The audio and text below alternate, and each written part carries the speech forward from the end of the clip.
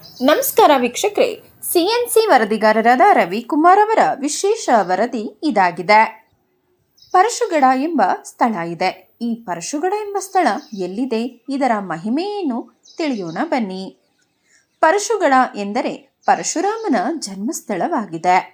ಇದು ಬೆಳಗಾವಿ ಜಿಲ್ಲೆಯ ಸವದತ್ತಿ ಯಲ್ಲಮ್ಮನ ಗುಡ್ಡದ ರೇಣುಕಾ ತೀರ್ಥ ಬಳಿ ಇರುವ ಪರಶುಗಡವೆಂದು ತಿಳಿದುಬರುತ್ತದೆ. ವಿಷ್ಣುವಿನ 6ನೆಯ ಅವತಾರವೇ ಮಹಾಋಷಿ. ಪರಶುರಾಮ ತ್ರೇತಾಯುಗದ ಕೊನೆಯಲ್ಲಿ ಜೀವಿಸಿದರು. ತನ್ನ ತಾಯಿಗಾಗಿ ಸವದತ್ತಿಯ ಪರಶುಗಡದಲ್ಲಿ ತಪಸ್ಸು ಮಾಡಿ ವಿಷ್ಣುವಿನಿಂದ ಕೊಡಲಿ ಪಡೆದ ಸ್ಥಳ ಇದಾಗಿದೆ.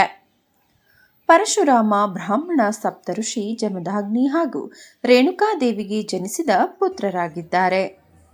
ಬ್ರಾಹ್ಮಣರಾಗಿ ಜನಿಸಿದರೂ ಧೈರ್ಯ ಹಾಗೂ ಕ್ಷತ್ರಿಯ ಆಕ್ರಮಶೀಲತೆ ಇದ್ದಿದ್ದರಿಂದ ಬ್ರಾಹ್ಮಣ ಕ್ಷತ್ರಿಯರಾಗಿ 7 ದೇವತೆಗಳಲ್ಲಿ ಒಬ್ಬರೆನಿಸಿದ್ದಾರೆ. ಪರಶುರಾಮ ಜನಿಸಿದ ಸ್ಥಳ ಯಲ್ಲಮ್ಮನ ಗುಡ್ಡದಲ್ಲಿ ಇರುವುದರಿಂದ ಈ ಸ್ಥಳದ ಮಹಿಮೆಯನ್ನು ತಿಳಿಯೋಣ ಬನ್ನಿ. ಪರಶುರಾಮ ಅಮ್ಮನವ್ರ ಮಗ. ಹೌದ್ರಿ. ಅದು 14ನೇ ಅವತಾರದಾಗ ವಿಷ್ಣುವಿನ ಅವತಾರ ರೀ ಇವ್ರದ್ದು. ಹೌದಾ? ಪರಶುರಾಮ ಅವ್ರದ್ದು. ಆ ಟೈಮ್ದಾಗ ಋಷಿಮುನಿಗಳು ಅಲ್ಲಿ ಜಮದಗ್ನಿ ಋಷಿಮುನಿಗಳು ಅದಾರ, ಅಮ್ಮನವ್ರ ಯಜಮಾನ್ರು ಅಲ್ಲಿ ಮೇಗಡೆ. ಅವ್ರ ಮಾತು ಕೇಳಿ ಅಮ್ಮನವ್ರು ಸ್ಥಿರ ಕಡ್ದಿರ್ತಾರೆ. ಅದಕ್ಕೆ ಕಡ್ದಿದ್ದು ಆಮೇಲೆ ಒಂದು 5 ವಾರ ಕೇಳಂತಾರೆ. ಅವಾಗ ಅಮ್ಮನವರು ಒಳ್ಳೆ ಬದೀಕ್ಷೆ ಕೊಡಂತಾರೆ.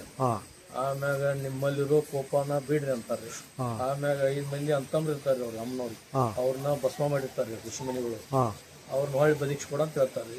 ಆಮ್ಯಾಗ ನಿಮ್ಮಲ್ಲಿರೋ ಕ್ರೋಧಾದೇವಿಯನ್ನು ಬಿಟ್ಟು ಬಿಡಿ ಅಂತಾರೆ. ಅವಾಗ ಆ ಟೈಮ್ದಾಗ ಜಮದ ಋಷಿಮುನಿಗಳು ಅವ್ರ ಕ್ರೋಧಾದೇವಿಯನ್ನು ಬಿಟ್ಟು ಬಿಡ್ತಾರೆ. ಅವಾಗ ಶಾಂತ ಋಷಿಮುನಿಗಳಾಗಿ ಅಲ್ಲಿ ಕುಂತಾರ್ರಿ. ಹೌದಾ?